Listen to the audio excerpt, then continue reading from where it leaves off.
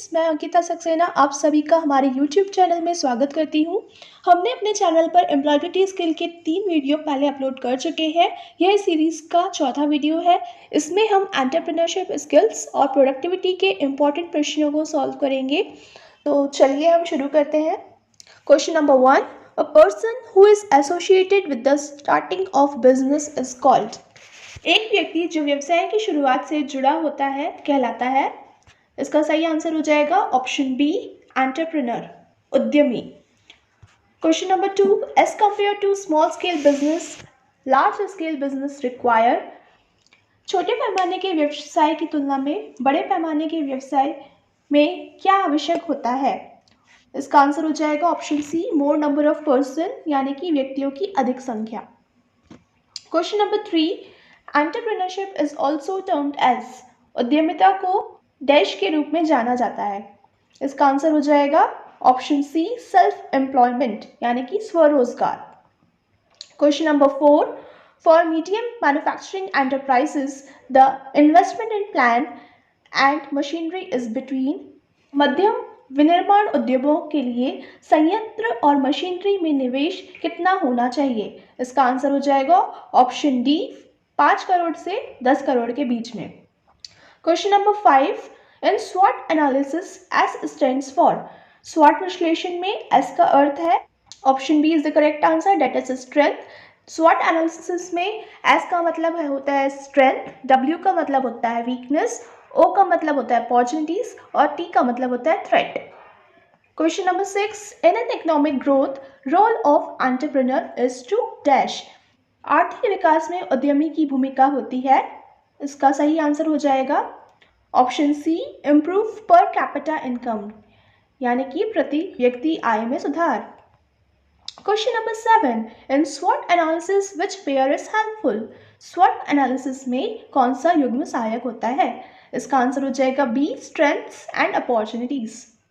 Question number 8, money invested in purchasing of raw materials, payment of wages and salaries, rental, electricity, etc. comes under dash।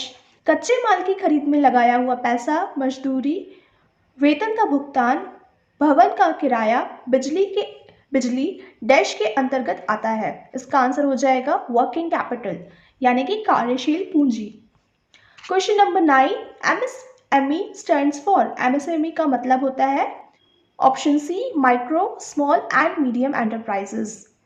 Question 10, paid form of ideas, goods and services are called dash. का answer हो जाएगा option D, that is advertisement. Question number 11, enterprises engaged in the production of goods is known as dash. माल के उत्पादन में लगे उद्यमों को कहा जाता है। सही आंसर हो जाएगा ऑप्शन ए, मैन्युफैक्चरिंग एंटरप्राइज, निर्माण उद्यम। Question 12, the expansion of GDP is. GDP का फुल फॉर्म होता है option A, gross domestic product. Question 13, the expansion of SIDO is. सही आंसर हो जाएगा option A, small industries development organisation. Question number 14, which approach is used to gain access to foreign markets and quickly promote an organisation's interest. विदेशी बाजारों तक पहुंच प्राप्त करने और किसी संगठन के हित को शीघ्रता से बढ़ावा देने के लिए किस दृष्टिकोण का उपयोग किया जाता है?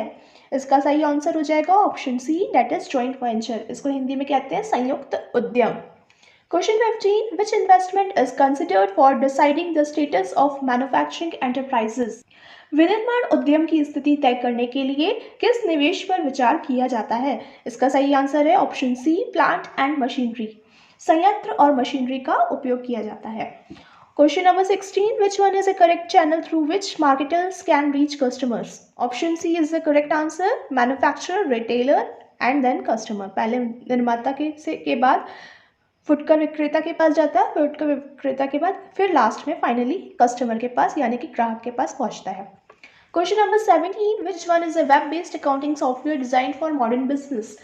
आधुनिक व्यवसाय के लिए वेब आधारित अकाउंटिंग सॉफ्टवेयर कौन सा है? इसका सही आंसर हो जाएगा option C, that is tally. जहां पर टैली का फुल फॉर्म होता है transactions allowed in a linear line yards. तो अगला मॉड्यूल आता है हमारा productivity. Question number 1. During using ATM, authentication is provided by customer by entering ATM उपयोग करने के दौरान ग्राहक क्या एंटर करके अपना प्रमाणीकरण देता है? इसका सही आंसर हो जाएगा option C, PIN. Question number 2. Expansion of ATM is, ATM का फुल फॉर्म होता है, option B is the correct, that is automated teller machine. Question number 3. Low productivity will lead to, कम उत्पादकता के कारण क्या होगा? इसका सही आंसर हो जाएगा option C, decrease in GDP per capita, प्रति व्यक्ति घटती GDP। Question number 4. Production is defined as a ratio of, उत्पादकता को किस अनुपात के रूप में परिभाषित किया गया है? इसका सही आंसर हो जाता है option A, that is output upon input. Question number 5 and 6 repeated questions हैं, इसलिए इनको मैंने छोड़ दिया है। Question number 7. The process used by a business to verify the identity of their client is, किसी बिजनेस में ग्राहक की पहचान को कैसे सत्यापित किया जाता है? इसका सही आंसर हो जाएगा option B, that is KYC। KYC का फुल फॉर्म है know your customer. Question 8. What is the advantage of automation, यानी कि स्वचालन के क्या लाभ हैं? इसका सही आंसर हो जाएगा कार्य करने में समय की बचत होती है, option A is correct, that is reduced operation time. Question number 9. What is the unemployment rate if there are 125 million people in the labour force, 100 million people employed and 25 million are not? तो इसका answer हो जाएगा option B, that is 20%। ये कैसे आएगा मैं बता देती हूँ। यहाँ पे सबसे पहले अपन लिखेंगे अनएम्प्लॉयड की संख्या, that is 25 divided by total people, that is 125 million people into 100। तो 25 मिलियन से 125 मिलियन को काटेंगे तो क्या मिलेगा? 5 को हम दोबारा से काटेंगे 100 से तो हमको प्राप्त होगा 20, और रेट को हमेशा 100 में मेंशन किया जाता है, तो that is 20% is the correct answer here. Question number 10. Which market determines the real wages and employment, कौन सा बाजार वास्तविक मजदूरी और रोजगार निर्धारित करता है? इसका सही आंसर हो जाएगा ऑप्शन बी, लेबर मार्केट, यानी कि श्रम बाजार। Question number 11. Which one is used to measure the economic performance of a whole country और रीजन, पूरे देश या क्षेत्र के आर्थिक स्थिति को मापने के लिए किसका उपयोग किया जाता है? इसका आंसर हो जाएगा option B, GDP, gross domestic product. Question number 12. Which one of the following is not a category of pure risk, इनमें से कौन सा शुद्ध जोखिम नहीं है? तो शुद्ध जोखिम के अंतर्गत टेक्नोलॉजी रिस्क नहीं आता है, अन्य बाकी प्योर रिस्क के अंतर्गत आते हैं।